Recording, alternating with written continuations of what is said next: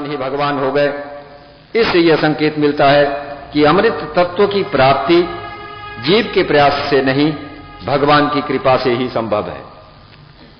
देवताओं और दानवों के द्वारा खूब मंथन करने पर जब समुद्र से अमृत नहीं निकला तो अच्युत भगवान ने कोटि कोटि देव दानवों को जो मंथन के कार्यों में लगे हुए थे हटा दिया। अब स्वयं भगवान ने अपने एक हाथ से वासुकी नाग की पूंछ पकड़ी और दूसरे हाथ और असुर भी कर सके। देखो, कोटि कोटि देवता, कोटि कोटि असुर लगे हुए हैं।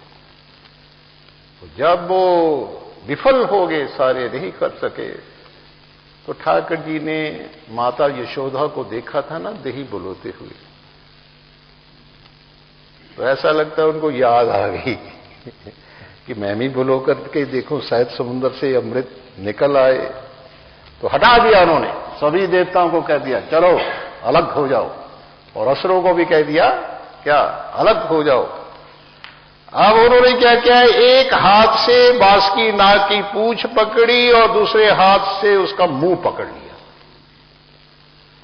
और बीच में ले लिया मद्राचल पर्वत। तो दही बिलोने की क्रिया जैसी भगवान ने तनिक सा ही झटका दिया कि मद्राचल पर्वत भगवान के संकल्प से अपने आप ही घूम घूम करके मंथन करना शुरू कर दिया भाई। तो इस मंथन से सबसे पहले समुद्र में से, बोलो जी, विष निकला। इस मंथन से सबसे पहले समुद्र में से विष निकला। जग के कल्याण हेतु भगवान शंकर ने इस विष को पीकर अपने कंठ में रख लिया और भगवान शंकर का नाम पड़ गया नीलकंठ।